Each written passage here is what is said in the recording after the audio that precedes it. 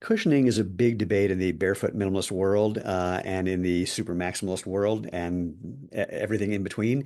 And we're going to take a look at that because there's a lot of misinformation, a lot of confusion, a lot of questions that haven't been asked, and a lot of people, frankly, who have a case of cranial rectal reorientation syndrome whenever they bring up the topic and talk about what they think about it. So we're going to look at that on today's episode of the Movement, the podcast for people who want to know the truth about what it takes to have a happy, healthy, strong body, starting with those things at the end of your legs called your feet. And we also break down the propaganda, mythology, and sometimes the outright lies you've been told about what it takes to run, walk, play, do yoga, CrossFit, play pickleball. I hear that's a thing, or whatever else it is you like to do, and to do those things enjoyably and effectively and efficiently. And did I say enjoyably? Don't answer. I know I did. I put it out there first, but I always keep it in there because if you're not having fun doing whatever you're doing, you're not going to keep it up anyway. So make sure you're having a good time. We call this the movement because we're creating a movement about natural movement. And when I say we, that's all of us. And you don't have to do anything special. It's, the usual. Give us a thumbs up, like, share, comment, etc. In short, if you want to be part of the tribe, just subscribe because the way this whole thing is moving is from people who have the experience of natural movement, letting your body do what it's made to do without getting in the way and causing problems. They've had these great experiences and they tell their friends and they tell their friends and they tell their friends, and it's like shampoo. If you know the reference from a commercial from when many of you weren't alive. Okay, so I'm Steven Sashen, co-founder and chief barefoot officer here at Zero Shoes. And just a quick reminder, feel free to jump over to www.jointhemovementmovement.com, where you'll find all of our previous episodes, other ways you can find the podcast if you care, and ways you can find us on social media as well. So all that said, let's get started. Jay, you're one of the few people who is now making a repeat appearance on the podcast. But for people who didn't see you the first time, this is number 3. Oh, you're the winner. Holy crap. Tell people who you are quickly, and then let's just dive right in, shall we? Sure. My name is Jae Gruenke. I'm the founder of The Balanced Runner. So I'm a Feldenkrais practitioner, which means that I'm a movement educator. These days, I've finally been talked into calling myself a running form coach, but it's not really the format for the kind of improvement that I help runners make. So, Wait, I'm going to yeah. interrupt you so for people who don't know, Feldenkrais is a really fascinating body work method, for lack of a better term, Mhm. that really focuses on neurology. Basically, your brain is what can control how you move, and often the movement patterns that we have or limitations that we have, some are good, some are bad, are mediated by your brain. And what Feldenkrais does, because I did this with some of the people who brought it over 30 plus years ago, Mm. it basically starts by retraining your brain about what you can and can't do in a way that produces some really dramatic, really rapid results, like magical sometimes. Not always, Yeah. but sometimes like you literally can't believe what just happened in just a couple moments. So I just wanted to, so I like when you say movement educator, I was thinking it's kind of getting or re-educating is what popped into my. Yeah.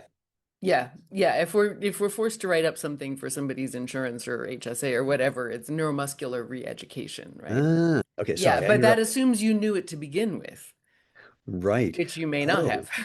well, no, you may not have, but I mean, my favorite story, my favorite Feldenkrais story ever, and it actually came from the guy who brought Feldenkrais to America, a guy named Tom Hanna, was a woman who came to him who said she couldn't lift her arm above her shoulder height. Mhm. And he said, "Oh, that's really weird. Do me a favor. Can you like bend over at your waist so your upper body is parallel to the ground?" And she goes, "Yeah." And he goes, "Lift your arm as much as you can." And she lifted it, not thinking, till it was parallel to the ground in line with her body. He goes, "Now stand up." And there's her arm pointing straight up to the ceiling, which she said she couldn't do. And then Right, suddenly she could. And it was right. literally just telling her brain, no, no, you can do this. And wait, I want to interrupt with this idea and go with it a little bit longer because this might impact, pun intended, what we're talking about cushioning. I see this all the time with runners who are in big, thick, elevated heel shoes who basically are training their brain that their Achilles can only stretch a certain amount. Right. And then when they get into a minimalist shoe, they go, "Oh, I got to, I had some Achilles problem." It's like, no, no, no. What you did is you didn't take the time to teach your brain or reteach your brain or unlearn or however you want to think of it, that Mhm. it's safe to do that thing. You're basically setting up a fight between what you're trying to do with your body and what your brain is telling you you can do. And there's Right, easy ways to get around that. And I see it all the time. So right, it's one of my right. favorite Yeah. iterations of that. You always lose that fight too. But Yeah. Well, you know what? I but thought of a funny example, like an upside down example about this, and I mentioned it on a podcast, I think right before this one, where I remember watching a video from a TV show called something, I don't remember what it was called, but basically people who like survive these life and death things. Mm, And this is a guy who's hiking on a mountain, and the side of the mountain came down, and like a giant piece of granite landed on him, and he's on his back on the trail with like 2,000 pounds on him. And thinking he was going to die, he literally bench pressed it off and made it down. And once he got down and the shock wore off, he had ripped like every muscle and tendon in his upper body. Because right. basically, all of those things that your brain is saying, don't do that, just shut off. And he overwhelmed and overloaded the tissue, which is something that, your brain is telling you not to do. Yeah. Yeah.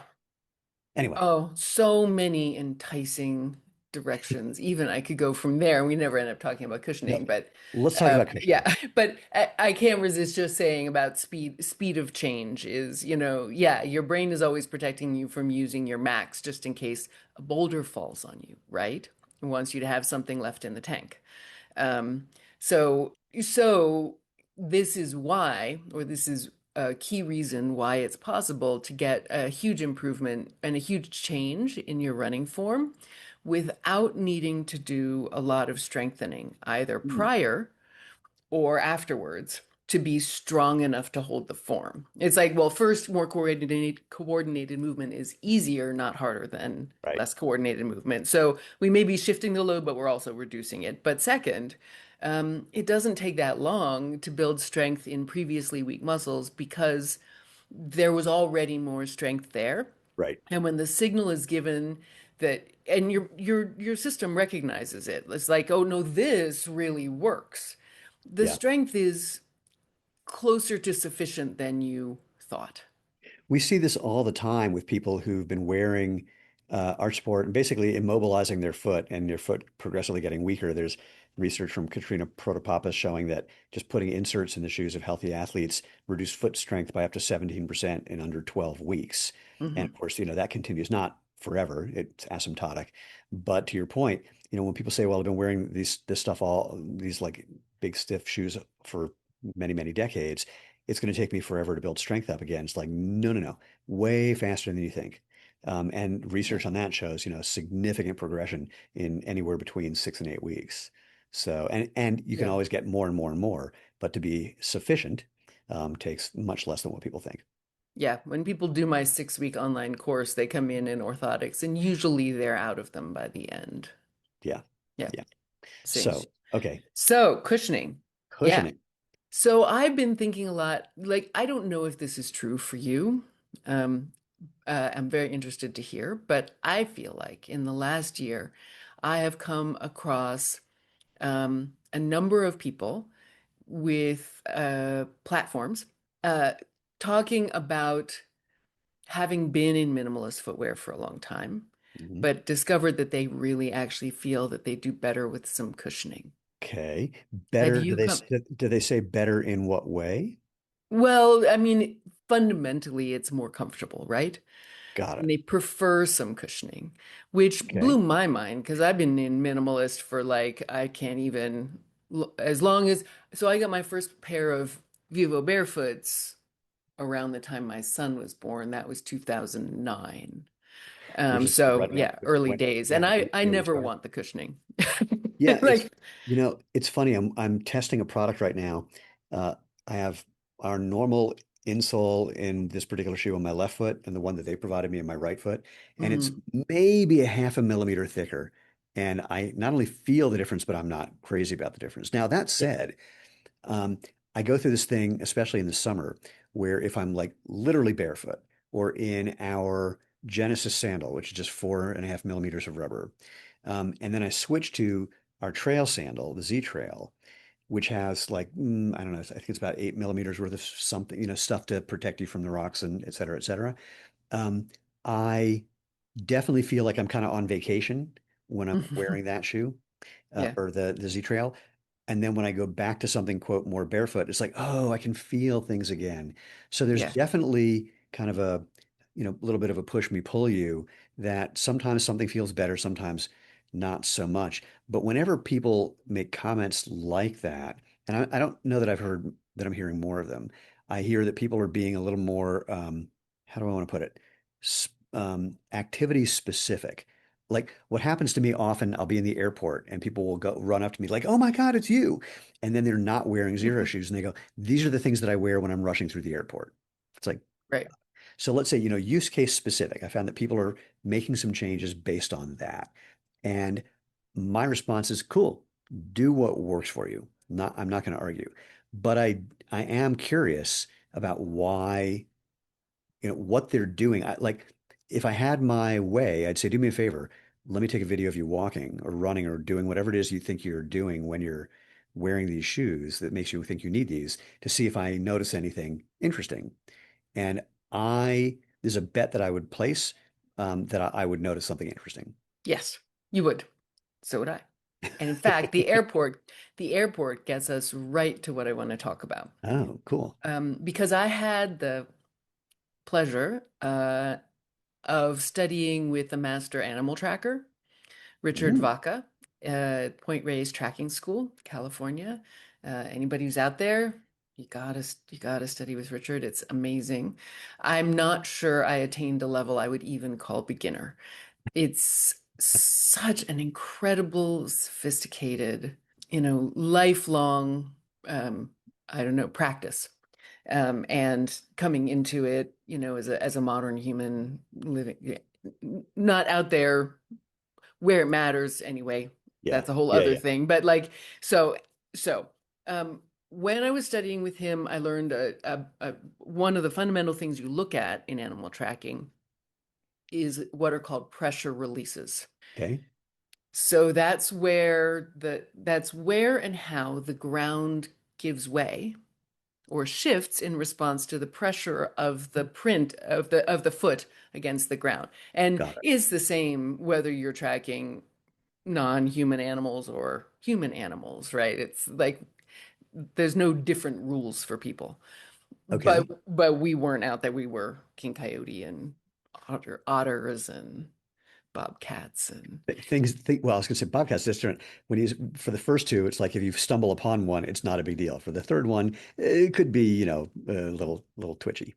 yeah. So yeah, but not so much. I mean, No, I mean, bobcat, well, especially no, when it's in its own habitat. Like yes, also you're not going to come across one in its own habitat. It's going to melt away right. unless it wants to talk to you. But the pressure releases they tell you they're a profoundly rich source of information, and they happen throughout the print. I've Right. actually just been going back. I'm amazed at how much I've forgotten about pressure releases in the last Well, few years. let me start with this with kind of a simple one for people to some people, again, people who are old enough to get my shampoo reference are going to get this. So the whole idea behind earth shoes back in the 70s and 80s Mm. was here's what your footprint looks like in the sand, where your heel ends up lower than the rest of your foot. So we're making a negative heel shoe to accommodate what they were calling natural. So that's an example, arguably. That's interesting. I didn't know that was the inception of it. Oh, But yeah, the negative um, heel was totally based on that. yeah, although that is not technically a pressure release. True.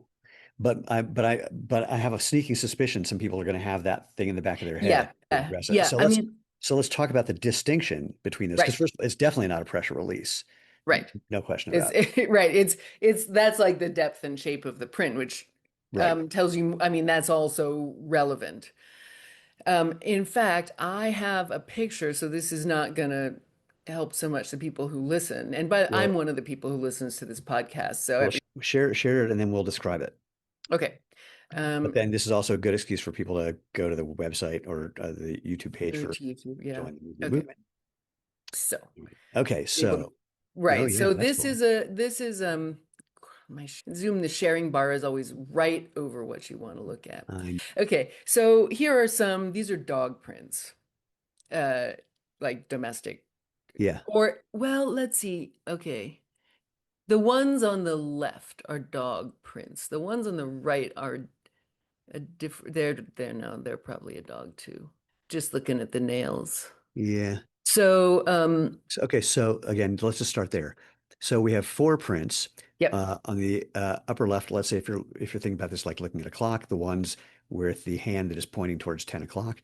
Yep. They are the nails are pointing like towards 1 o'clock, so it's walking kind of diagonally up. Am I seeing this correctly? Tell me if I'm Yes. Yeah. okay. Yeah. Yeah. And then So, and then you can see the two prints, especially the one on the right. There's if you've had a dog, there's the kind of heel part, and then there's four toes and toes. And then on the lower part of this picture, which is called, let's call it, pointing at 5 o'clock, there's something that looks similar, but interestingly, heading kind of like directly horizontal. yep. So they look like dog prints, but they're heading in a different direction, and there's one that's much bigger than another. Yeah. Okay. And yeah, and they're different animals headed different directions. Yeah. And is the prominence of the nails on, like you could still see them. Richard always used to say there are so many different kinds of dogs, and like everybody has that experience where they get super excited because they're sure it's a mountain lion, but it was actually just somebody's big dog. But one of the tells for a dog is that their nails are often just hanging out just for regular walking, which a wild animal won't do. He calls it Ooh. sloppy feet. Oh, That yeah. may also be relevant to Yeah. questions of barefoot function for humans is like, well, if you're mostly indoors, Wait, etc.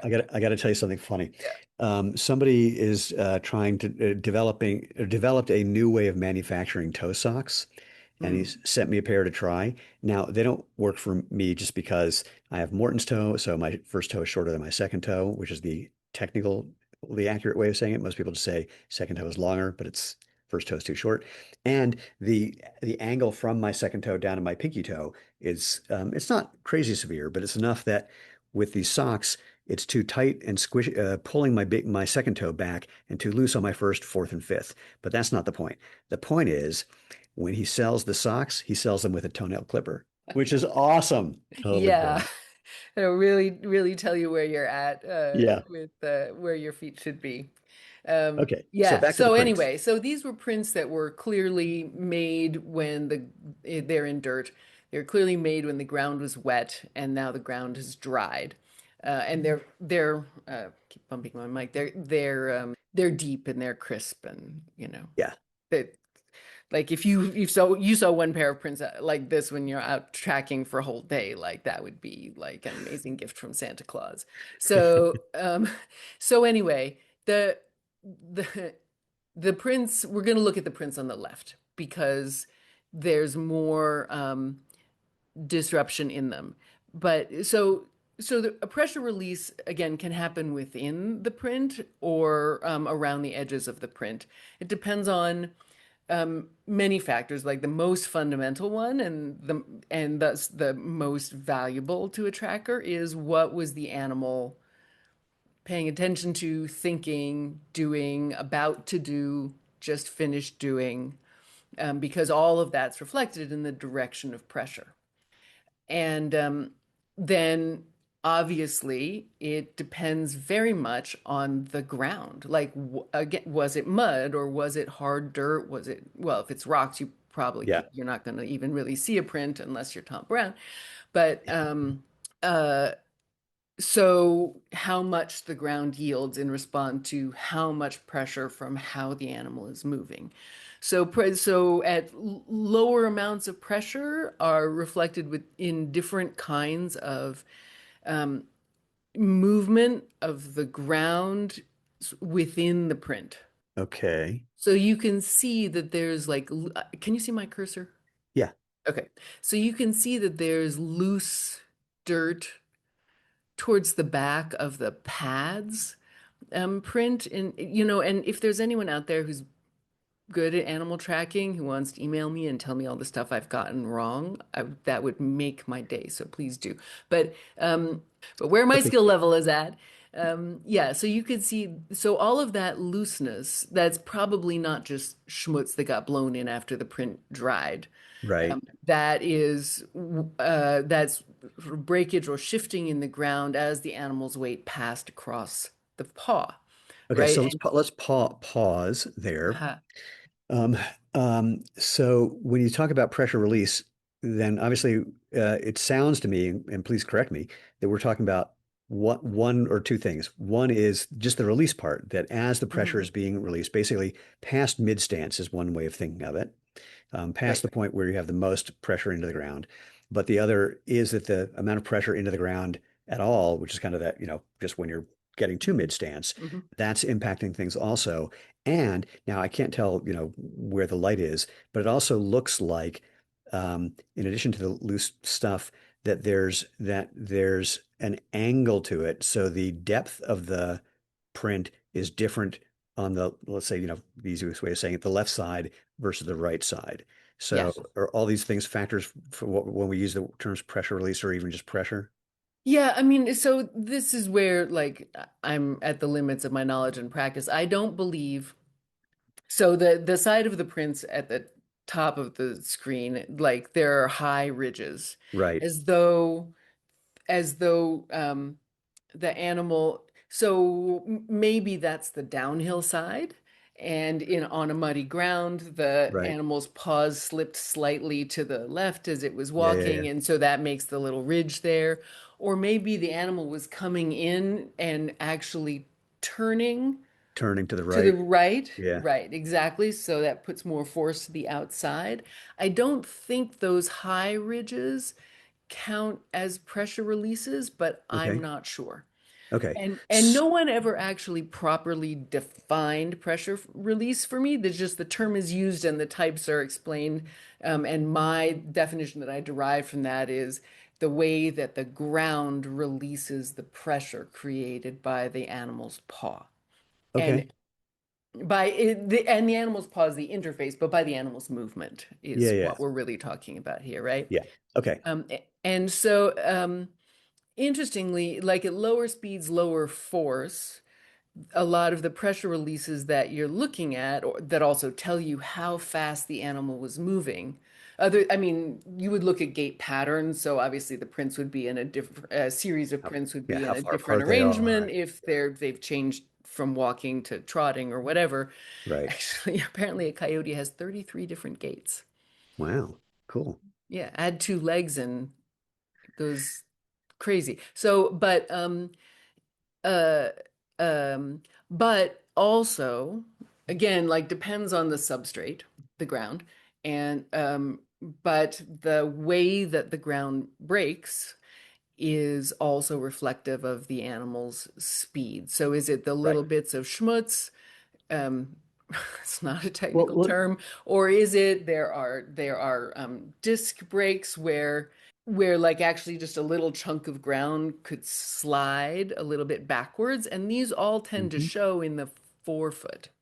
Sorry, no, that's not the right term when we're talking about animals. Dog, yeah. Pads of the foot, the Yeah. front before in front of the arch, right? Yep. Okay. And those are all lower speed. So this little bit of, again, schmutz, probably the ground didn't move or break that much because it was so wet. I mean, I don't know. Yeah. Yeah. I'm Yeah. already No, I exceeding get what it. I can tell from this. But when the speed and force go up, then you start seeing this breakage out the back, Right. right? So Yep. off well, it's not, it would be the heel if it were a human print, but that's not the Well, heel. no, it's a thing. It's a thing that before you even said it, what I found myself thinking about, and people have experienced this. Let's just use flip-flops as a bad example. Hmm. Is that typically, when you're walking, certainly in a particular way in flip-flops, you're kicking stuff up behind you that Yes. then can land in what you stepped, the hole that you stepped, that you created when you stepped, or lands in the sandal. Or if you're when you're, I'm thinking about running at full speed. Um, so when a sprinter is running at full speed, about 90% of the force is straight vertical. It's just like you're hopping up and down when you're at maximum velocity. All you have to do is Mm, keep hopping up and down and you'll stay at max velocity for a while. You just can't hop that long for a highly trained sprinter, 15 to 20 meters. mhm. Um, and but there's some horizontal stuff as well. And anything that's any sort of horizontal force that's moving you forward has to be pushing something back. Right. Okay, simple enough. All right. Yes, exactly. And Okay, cool. so all of this is cool stuff when looking at animal prints. Yes. But what about humans on pavement? Interesting. because unless you're Godzilla, there's no pressure release in the ground, or Right. unless there's a little bit of like grit or whatever on top of the pavement that could slip, Yeah. the Everything ground is not sticks. going to give. Right. So Okay. what does? That's an interesting question. Yeah, so I've been thinking about this for like 5 years since I learned about Well, pressure releases. well, actually, it's an interesting question that might be moot because I don't know that anything has to. So what we're talking, wait, God, this is really interesting. I've So, got an answer for you, but I'm loving okay, wait. watching you think Do about you it, want, so do you go want me to for try it. and do you want me to try and hack it out Yeah, before your yeah, answer? hack it out. Okay. That's great. Okay. So imagine just for the fun of it, I'm going to be really extreme about this. Imagine that with every step you take, and I'm going to think about walking. Wait, I'm going to think about when I was 10 years old or 9 years old, and I went to a day camp down the street from where I grew up, and there was one kid that was faster than me, maybe crazy. And he did something, or maybe someone told me that he was doing something where he was basically like flicking his foot on the ground. Like he was literally doing this thing of like flicking his foot, to behind him to move forward. And I tried that for a while. And I just didn't feel right, and I stopped doing it. Mhm. Or it's similar to what people think of as toe off. That when your foot is coming off the ground and it's just your toes, you should like literally like flick your toes back. Mm. So if you were in something that was like sand or something soft, you would be flicking a thing back. When we have pavement, there's nothing to flick back. And I'm not suggesting that's the right way to walk. I'm using this extreme example to Mhm. hack it out in my brain. This is really fun, by the way. Thanks. So there's no evidence that you're flicking back on the ground.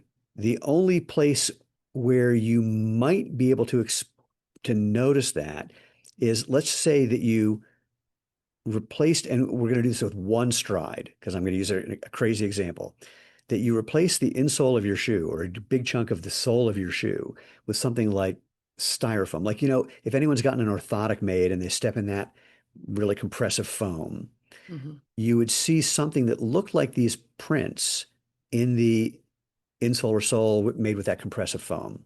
Um, so the force is going somewhere, assuming that you're applying this horizontal force. The force is going somewhere. Um, and the question is, and it's going to have to be at some, downward backward angle. Um, Otherwise, you'd be going in the opposite direction. Right.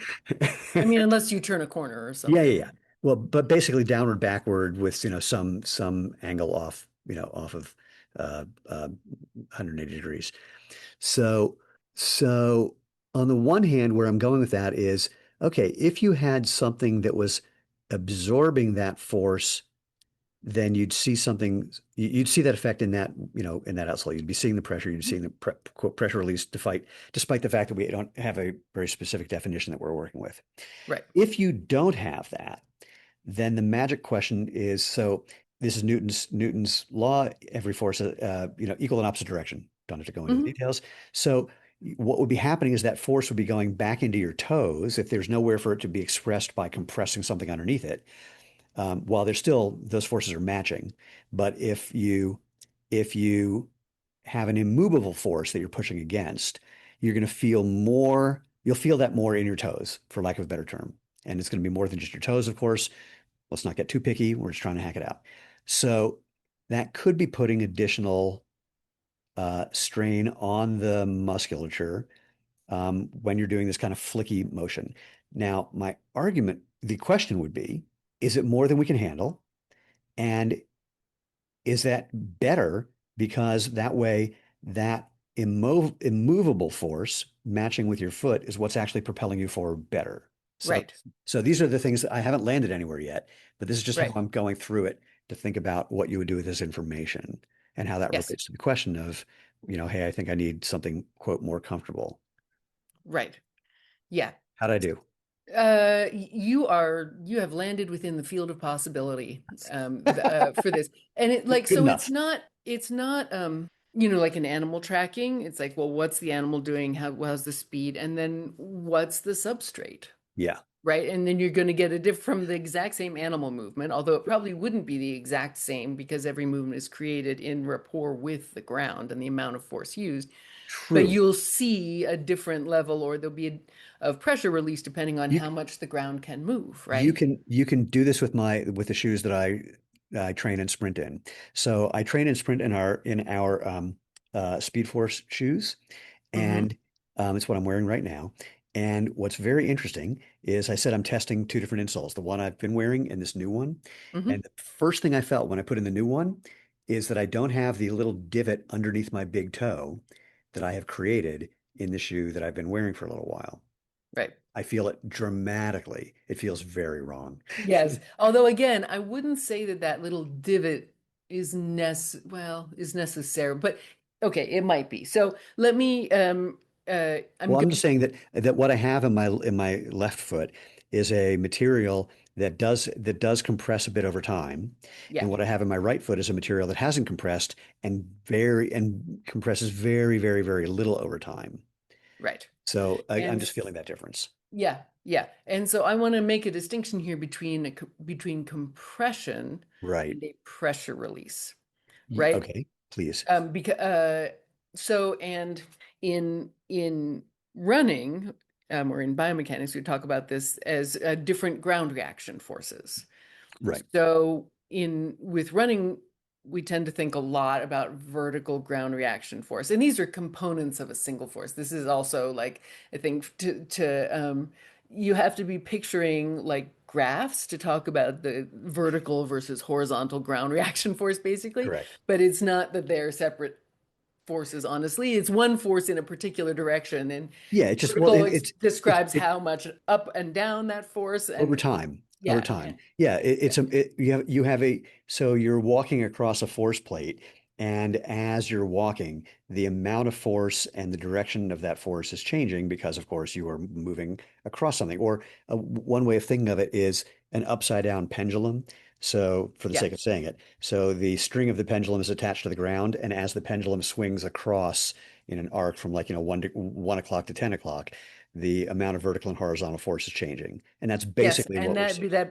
that becomes very relevant to the like how much cushioning do you really need part of this conversation. Okay, all So right. yeah, so right, so the horizontal ground reaction force there is divided into two directions. Again, when we talk about gait, um, antero-posterior horizontal ground reaction force, that is Front and back. front and back, Yep. so and so you would think about that also, if you're thinking about pushing back or making that flicking movement that you talked about, that direction is anterior posterior. It's actually posterior, it's the backwards pushing, not the upwards pushing of getting into the Right. air. So there's also mediolateral, the Mhm. sideways ground reaction force, which again, if you were running around the curve in a track or going around a corner or whatever, you're going to push a little more to the outside. You're going to have side, but also because in running, there's always um, mediolateral ground reaction force because the center of mass is always shifting from foot to foot. Maybe Yeah, not as well as it should, but because your feet are basically hip width apart, so you're always going kind of back and forth, left and right a little bit. And by the way, optimally, yeah, well, a little bit. Yes. Quick aside about optimally, that. not There's always. there's someone who will remain nameless who talks about how there is this left to right kind of pendulum motion as well, and that you need to work with that.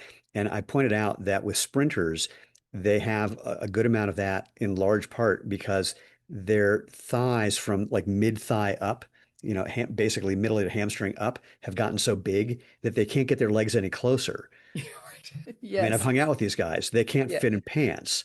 So, their feet are not hip width apart. So they're bouncing back and forth left and right quite a bit just because their legs can't, they have to get around each other.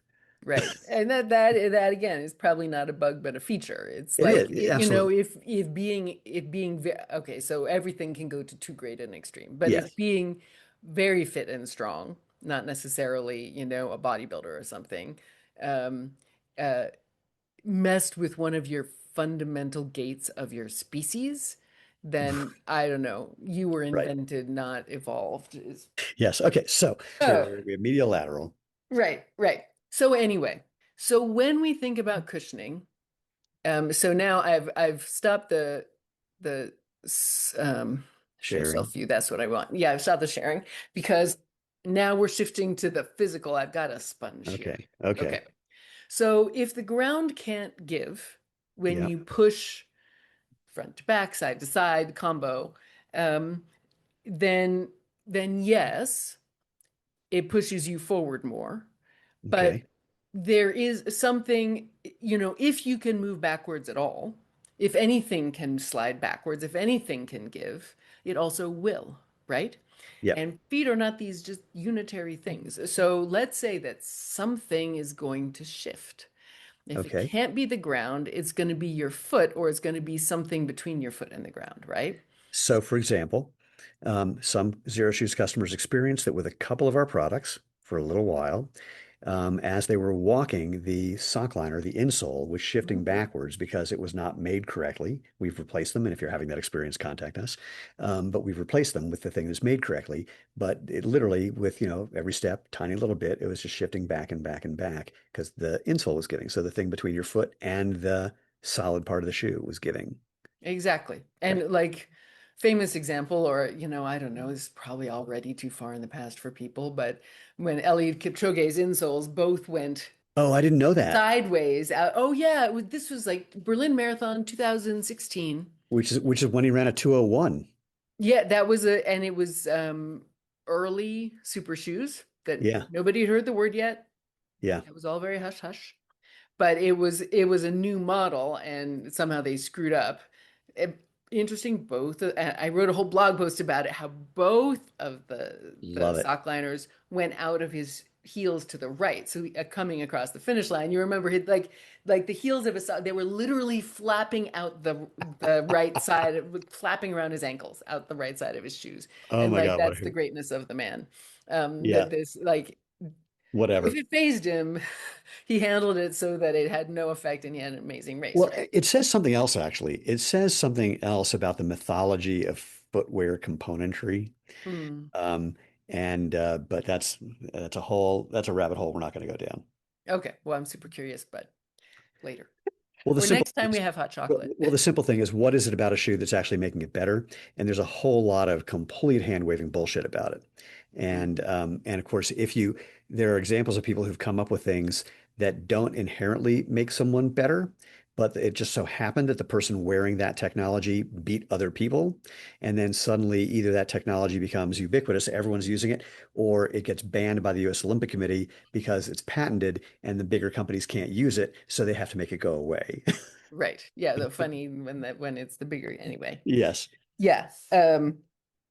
Well, as I've reflected upon throughout my long career, humans are obsessed with cause and effect and terrible at correctly identifying it. And the only thing we're worse at than correctly identifying it is remembering how bad we are at correctly identifying it. Right. Get it right once and Yeah. you'll think Yeah. you're always right. Okay, back to the sponge. The sponge. So hopefully it's not getting my hands too wet, but so this is something that can yield, right? And so again, when we think about cushioning, we think about Something solid on the that, bottom, something pushing down on right? top. We think Yes, about it doing this for you. So right, I am compressing I down. am So, holding so the sponge in one hand and dropping my hand on the other, or it could be the other way around. Say amounts to the same thing, right? yeah. That's the cushion of your running shoe potentially. So just to be clear, yes, I mean, for people who aren't seeing it, Jay was holding one hand parallel to the ground, palm up, putting a sponge on it, and then slapping it, either slapping her Yeah, other hand on top of it or slapping the hand with the sponge to the hand that's above it. So, but yeah, suffice it to say, point is, what people are thinking about too is that vertical impact. Like yeah, running is hard on exactly. your knees, and therefore we have to reduce the vertical impact forces. That's basically the way Right, people think about it very right. casually. Okay. Wrong, wrong, wrong, wrong, wrong, but yes, exactly. The pounding, right? Yes. So, and people pound. You don't need to pound. That's all learnable. Um, Yes, totally optional. but the whole point here is we're not talking about the pounding Right. because for me, this conversation started when I was like, and maybe it's not a trend, maybe it's just me, but and who I heard, but why would somebody who'd been in truly minimalist footwear for like, 5, 8, 10 years go back to cushioning? Personally, I put cushioning on and I'm like, "Oh, I don't like this very much." Right. So right? And so they have already, I guarantee you, modulated their gait so they're not pounding. Right. That's Okay. like one of the very early corrections that happens when people change their footwear. Yes. Yeah. Okay. So I'm gonna say, all right, that's an assumption. Maybe they, assumedly they have. Right. But the other thing I'll throw in there is what I have seen in the lab is that other than very highly skilled runners, and I've only seen this with runners, um, every different thing you put on your feet changes your gait. Mm. Even if I've seen accomplished barefoot runners put on this. I'm going to describe it literally what I saw. So I'm not being metaphorical or hyperbolic or whatever. Um, Very accomplished barefoot runner. We're watching his gait by filming him from the back and from the side at 500 frames a second. This is in the lab with Dr. Bill Sands when he was out here in Colorado. And then put on a pair of five fingers and instantly started overstriding and heel striking. And Yeah, I know. It's so and funny. The five fingers, they really do that. And I think well, it's, yeah. Anyway, but go it ahead. was also the same with any other shoe, and didn't know that he was doing it. Mm. And conversely, we saw people who had never worn a minimalist shoe before, but they were very accomplished runners. Oh, sorry, they were medium accomplished runners. And when they put on, it was because we were doing this test with one of our sandals. Their gait would immediately change. And again, they didn't know it. Did it become perfect? No. But did it change dramatically from when they were wearing a thin, a running flat? Definitely. Hmm. The very, very accomplished runners, nationally Hmm. ranked and above, you could Hmm. put bricks on their feet or feathers on their feet and nothing changed. It was just that movement pattern was so ingrained that it didn't change. And it's like it reminded me of seeing Ben Johnson and Ben's a couple years older than I am, seeing him when he was like 50 something. And some reporter wanted to see how he was doing and took him to the track and like, let's race. And Ben's start looked like any Olympian you would see at the age of 20. It was so wired into his body that even though he weighed like a good 220 pounds, it looked like one of the best sprinters you've ever seen in the world because he was one of the best sprinters ever in the world. Right. Nothing Right. changed. Right. And look, I'm going to pat myself on the back. I showed a video of me at 63 doing a standing backflip to a 33-year-old Olympian, and he was very upset with me. And I said, "I'm an inspiration. Get over it." But the joke is, if you look at a video of me doing that same backflip when I was in my 20s or 30s, it's fundamentally identical, except just not as high. That's it. So, I mean, Right. because I have up until my when I turned 40 or so, or maybe 45, I had done literally 20 or 30,000 of them. It's Mm. just, and in fact, it's so in my body that when I do it now, and I don't know why this happens, I literally, from the moment, like a split second after I leave the ground, I black out, like completely black out until I Mm. see my feet about to hit the ground. And yet I still make it every time.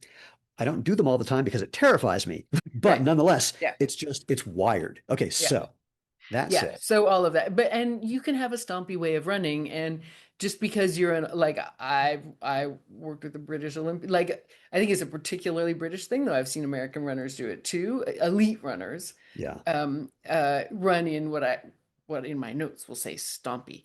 But actually what it is, and you'll see it from the first step, that they're creating movement by creating ground reaction force first. So instead of leaning forward, they'll hold their weight back, lift the leg up in front and accelerate it towards the ground, right.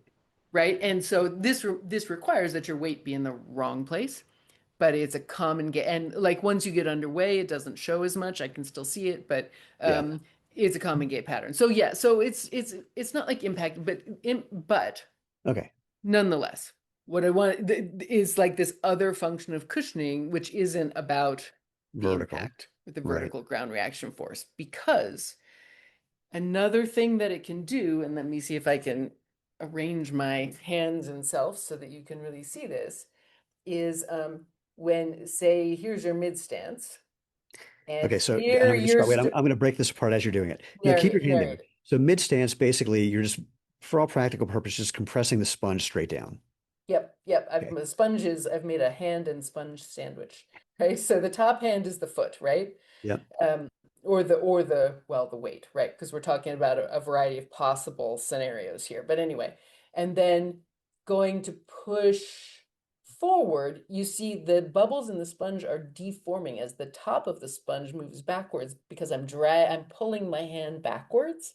So it's the sponge Right. that's that's allowing the pressure release, right? The pressure of my hand pulling backward, that would be posterior horizontal ground reaction force. And you Okay. see the whole thing is shearing. Right. I was going to say you're getting some shearing forces, but the question that comes up, so yes, if you have your hands again parallel to the ground, like and then a sponge in between, and if one hand, while still connected to the sponge, the top hand, is pulling back a little, you get shearing forces. Now the question, of course, is are people creating shearing forces, and is that necessary and or appropriate, or just what they happen to Right. be doing? Right. Um, um, All of the above okay. can be the case, right? Yes. And it's So, also possible that you're not, that, you're hitting the right. ground in such a way. I mean, if anything, look, we love to say you want to get your foot under your center of mass when you land. And that's, of course, completely impossible. There's always a little bit where your foot's slightly in front of you. So you get a little bit of shearing force forward when you're at ground contact and a little bit backward because again, there's got horizontal force has to create something backward. Yep. In Yep. theory, and there's going to be if you're accelerating in particular, there's more shearing force on the way back than forward. Otherwise, you'd be just going back and forth, not going Right. anywhere. So there's going to be some shearing forces. Right. Okay, so we got that, and we don't need to, go into what percentage and how much and blah blah blah, but Right. we know there's some. Okay, this is Yes. part of our investigation into cushioning and why people might like it. Yes. Okay, So, there's going to be shearing force. yeah, It's going to be, it's going to vary depending on, say, how fast you're moving, but um, also and significantly, in my experience, based on how you're moving.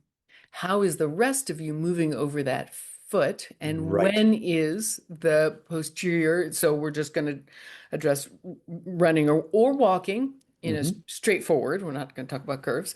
Um, and when in the process of your body moving like past your foot is that happening, right? And Right. then where can the pressure release? What can shear, right? Right. So Yep. if you're on a, a cinder track, like little bits of grit and gravel, like you can have some backward slippage. You've heard people do that. Maybe you've Hmm. heard yourself do that. Hmm. Of the backward sliding gravel. Walking in dry sand, deep dry sand, of course, you get the biggest backward, like it takes almost no pressure for that sand to slide backwards. And so Right. you have trouble moving forwards, actually. It's kind of exhausting. Um, if you're barefoot Hmm. on pavement and you're creating a lot of posterior ground reaction force, either because you're accelerating or because you're moving badly, Right. the ground can't give. So your skin is doing its thing. And it's not just your skin. If you look at the cross section of Well, I a don't mean the foot, skin as a separate thing. I mean that's just the interface. But yeah. yeah, Yeah. So I'm not a tissue person, right? Like a massage therapist, a manual therapist, yeah. even a physical therapist, like they're tissue people. As you said, I'm a nervous system person. I'm a motor learning person, fundamental actions of the skeleton, but Well, here, wait. also what our understanding of tissue is rapidly developing. Well, here. And Let me also, let go me see. ahead. Let me see if this is useful.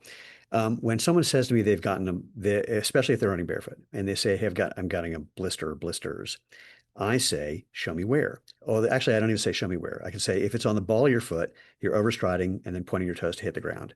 You're decelerating, and that's where the contact is. Mhm. Assuming they're not getting not crazy and landing on their heel. If it's on your toes, you're doing that kind of kick back thing, that toe off thing. Right. So I use Or a pivot. or pivot, right?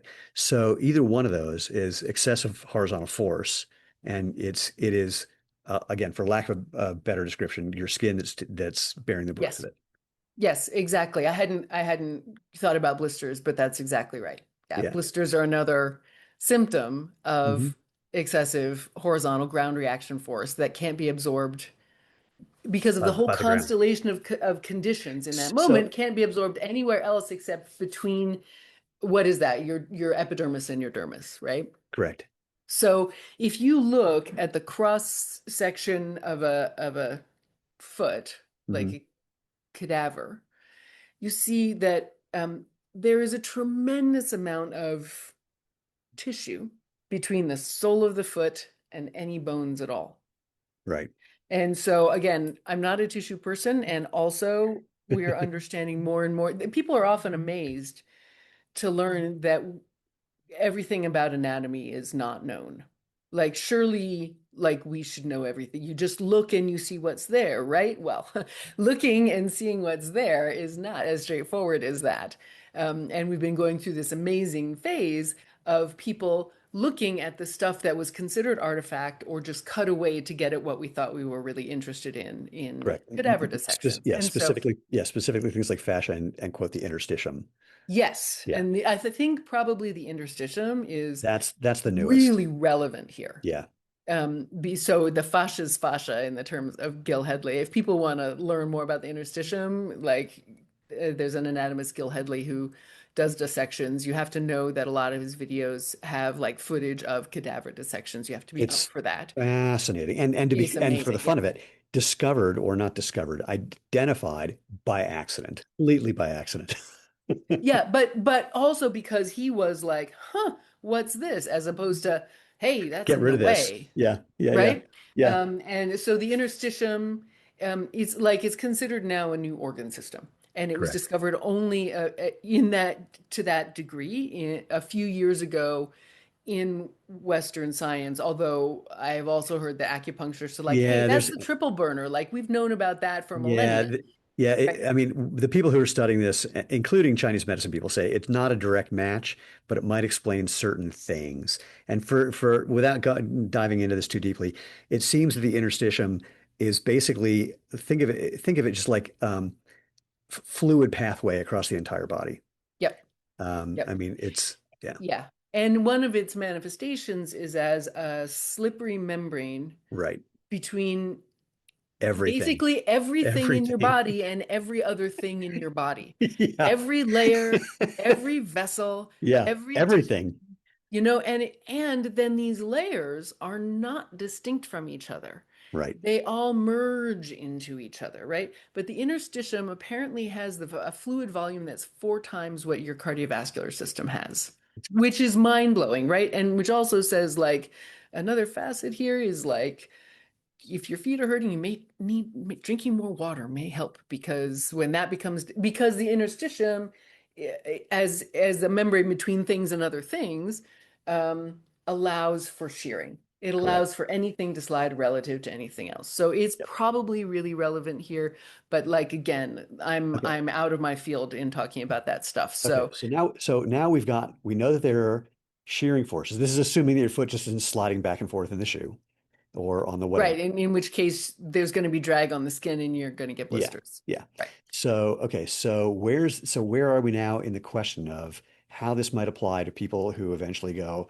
or for whatever reason think, hey, I need something other than a minimalist shoe. Yeah. They're like, I walk on pavement Hmm. for a number of miles and my feet get sore. Are you saying that for you, or are you saying No, no, that's an example? no, that doesn't I was going happen to to say, me. I was just checking because FYI, it's my favorite thing when someone says, "But I walk on pavement." I said, "I did 20 miles a day in New York without, Right, and a right, good chunk of it barefoot. It right, ain't a problem." So right. anyway, Yeah, no, that was like me quoting this hypothetical person got it. who feels like, Yeah, yeah, yeah. pavement is really hard on your feet if you don't have some cushioning. Well, what function is the cushioning providing then? Well, let me I actually wait, don't, let me yeah, interject on that one because people have a misunderstanding about cushioning, and I'm just going to do the shortest version of this. And if anyone listening disagrees, that's cool. You're wrong. So the research is very clear that cushioning doesn't protect you from impact forces. right, What cushioning is doing is and the way I describe it is the difference between pressure and force. And the example that I give is if you haven't seen it, there's a slow motion movie. Now you can watch it on YouTube from way back when of some big circus guy, like 350-pound guy, taking a cannonball to the stomach. And it's in slow motion. Hmm. And the way the pressure is absorbed is that and spread out is that when the cannonball hits him, of course, it makes him kind of double over a little, and you see ripples of fat extending out from where the cannonball hits.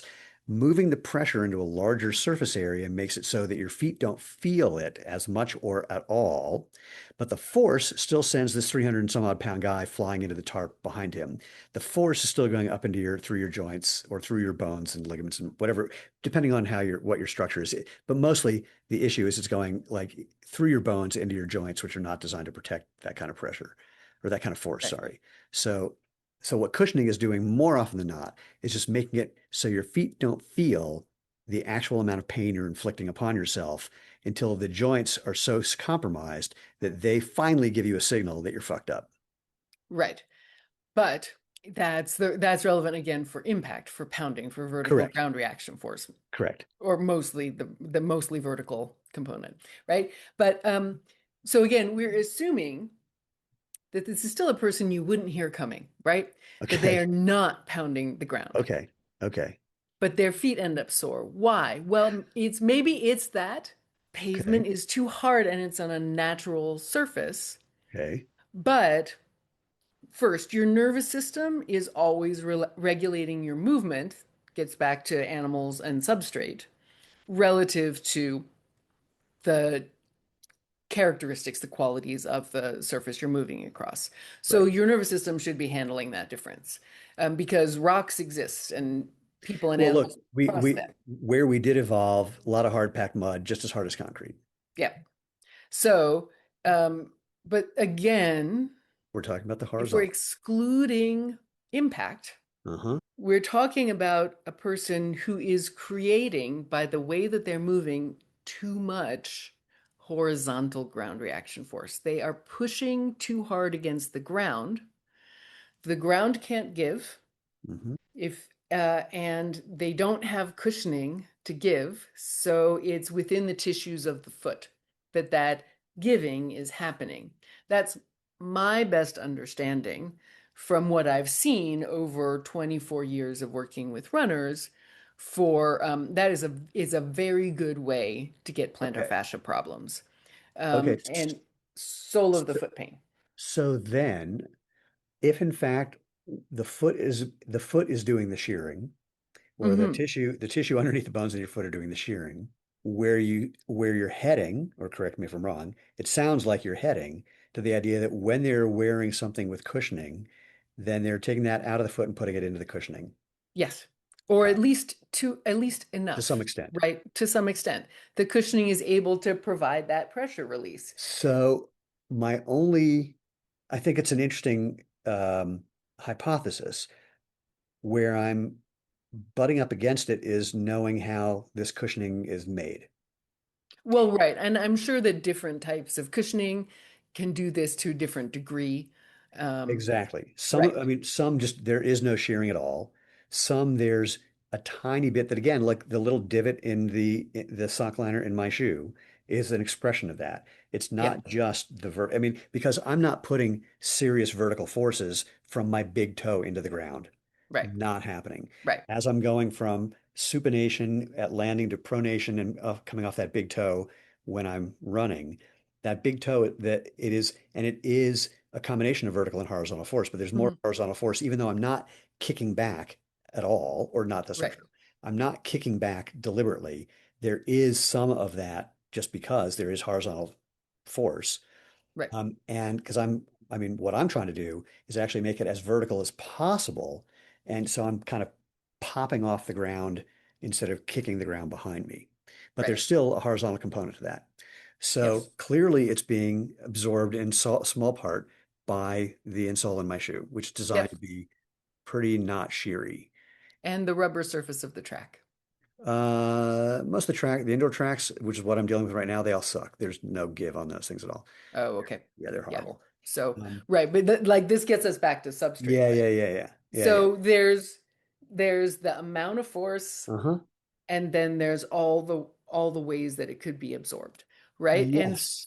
so again, you've got a field of possibility here, but if the way that you're organizing your movement, and this is where it's the rest of the body that matters. Hmm. It's not your feet, Right. because the release of your weight, Hmm. it should be a release like you mentioned reverse pendulum, and Hmm. that's like the simplest um, aspect of it. But actually, again, because we've got 2 feet and neither one's in the middle, and although there are Yeah. runners who run like they're on a tightrope, they are um, doing a great job of like the main thing that causes post tib problems, by the way. But uh, um, So, that okay. digression lost my train of thought. But So here, anyway, I'll so give it back you to you. it's a spiraling action from foot to foot, Yep. what I call the core action, because Hmm. we need an accurate way of talking about this, and core stability is an extremely confusing term. Sounds like still. Right. And when in fact there's specific motions that your trunk needs to do. Serge Grakovetsky coined the term spinal engine. That's another good way of talking about it, looking just at the spine component, that drive and release your weight from foot to foot in walking and running. And when that's operating the way it should be, you don't create excessive horizontal ground reaction force in any direction. Got it. But if you are, so you can be in very cushioned shoes. You can be in shoes with a lot of give.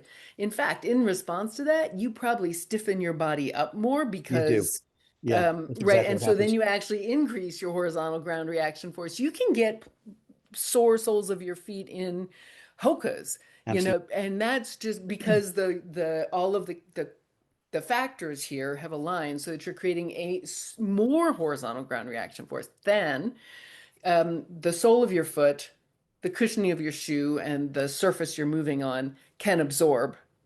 So it's exceeding what the sole of your foot can handle. And I'm sure there's also a conditioning effect in the sole of the foot, right? Those Probably. tissues can become stronger, more elastic, they can be better hydrated. Right. So there are many, many factors here. But I think if you just change the cushioning variable and you go from uncomfortable, from sore soles of the Uh-huh. feet to not sore, then it's your horizontal, it's like you're pushing too hard with It, the ground because your body is too stiff. your body's in the, Finished. well, Go it's, for it. I'd say either some combination of too stiff or just like in slightly the wrong place. So again, if we're using Well, the right, upside down pendulum with the string right, on the ground, exactly. pendulum swinging above, you're just not, and I said before, like between 1 o'clock and 10 o'clock, or 1 o'clock and 11 o'clock would be, if there's something a little off between 1 minute after the hour, excuse me, 1 minute after the hour and 50 and 1 minute before the hour, you Hmm. could be a little off there that could be showing up in this excessive horizontal force that Yes, turns into something where the cushioning makes your feet feel a little better. yes, So here's and the that joke. is right. That is key. That is a key factor I here. love It's it. like the spiraling action from foot. But if your weight has not gotten far enough past your foot, Right. when you for a variety of neuromuscular reasons conclude that it's important to start pushing at the ground or start trying to get your heel off the ground and get onto your Hmm. forefoot, Hmm. then your horizontal ground reaction force is going to be very, very high. And in Right. fact, if you do exactly that too much and your ankle is stiff, that's your Morn's neuroma. That's your So metatarsalgia. so there's two things I'm loving about this. First of all, that was a really fun trip. So thanks.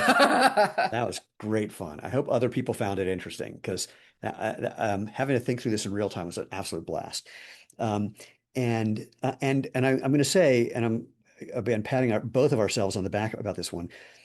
When we talked about cause and effect, what I see so often is people misrepresent the effect and then think that they understand the cause and then they try to impact the effect. That sounds too uh, out there. Let me describe what I'm thinking of. Go to a high school track meet, listen to the parents of the sprinters yelling, "Get your knees up!" No, getting your knees up is not an active thing you do. It's an effect of hitting the ground correctly.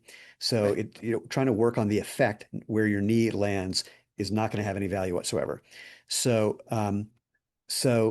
oh crap, I had two thoughts that went, and I think I lost one. Anyway, so we took a really cool trip.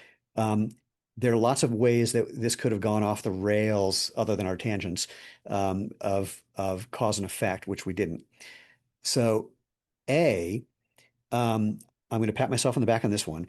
Watching, and I could be wrong. You can tell me at some point.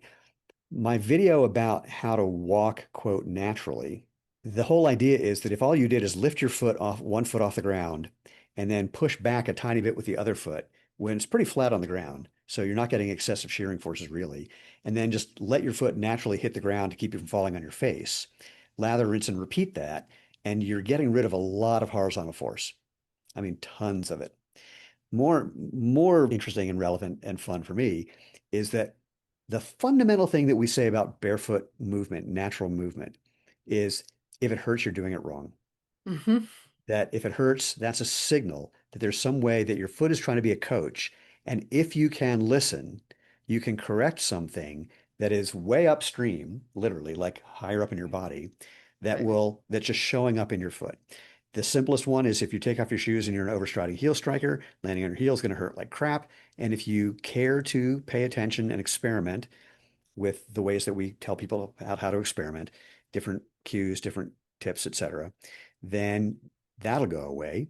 But what might be left over for some people who've gone pretty far down the path and gotten pretty accomplished could be some little tiny thing where they're still getting a message. And I will tell you, some of these very accomplished, seemingly accomplished barefoot runners, when there's a little thing that suggests their form might be a little off, they do not take that well. Not, I mean, there's some who do, but there are Right. many. It's like, well, I've run 10 marathons barefoot. I go, I know.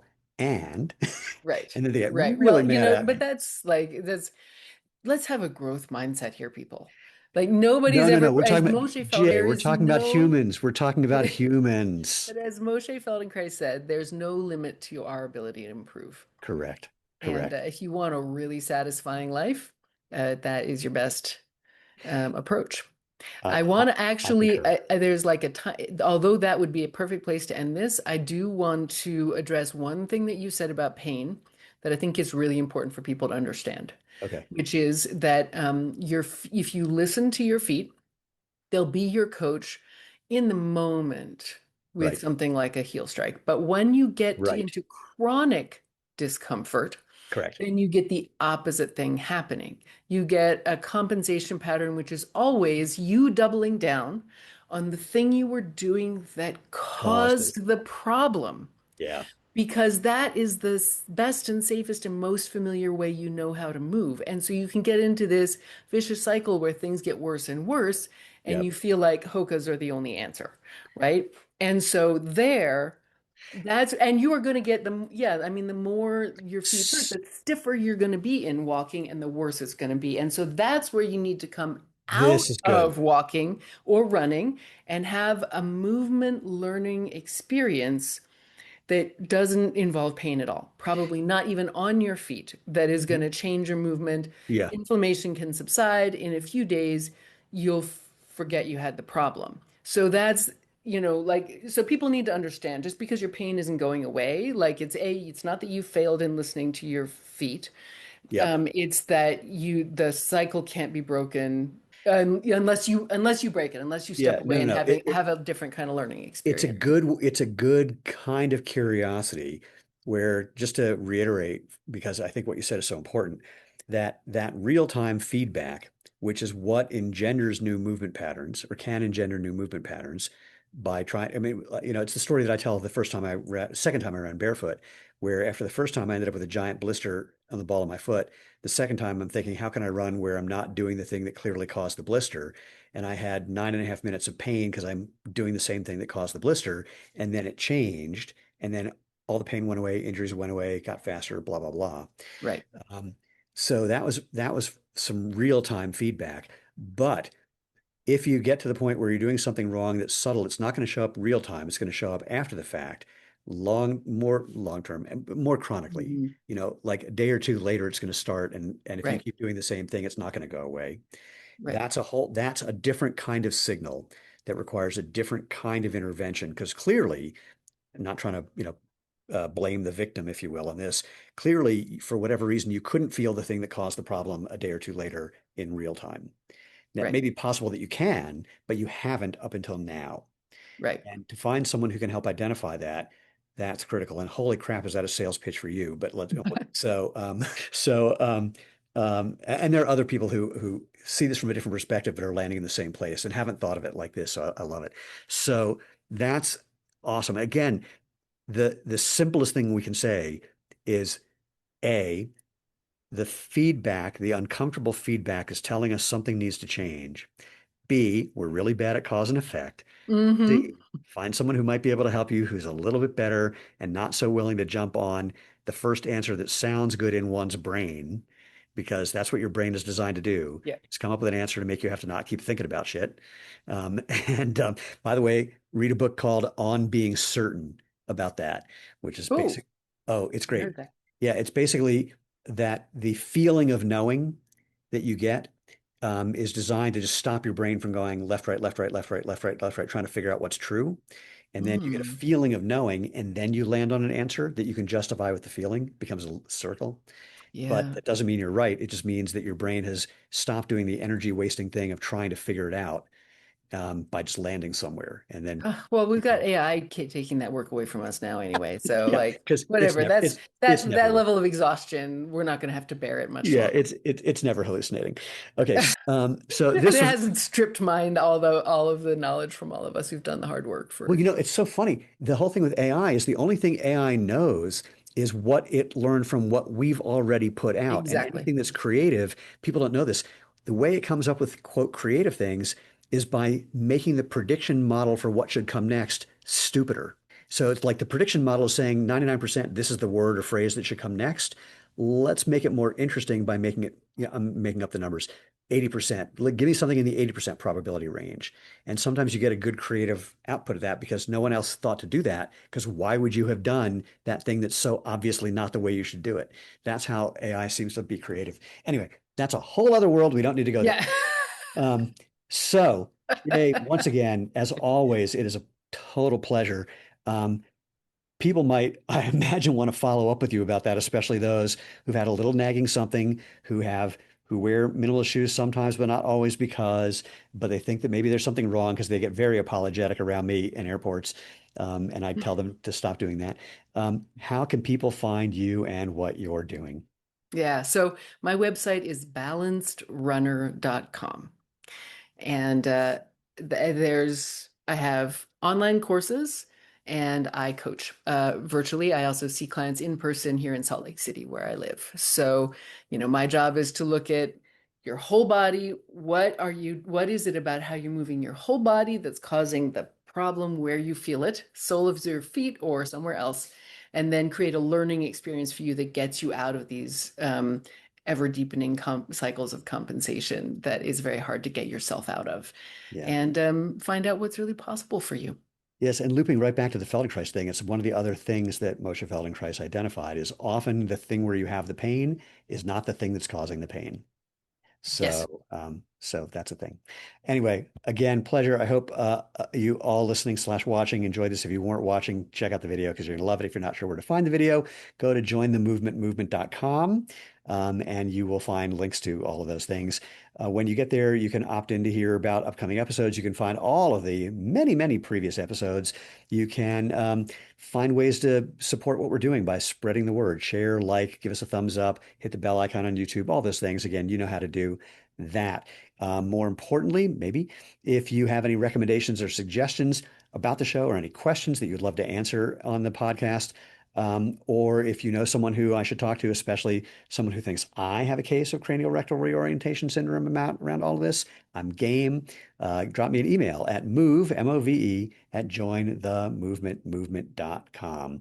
And more importantly, until whatever is next for us and or you, I don't know what that means, but it's the way it came out of my face because I'm an LLM. Go out, have fun, and live life feet first.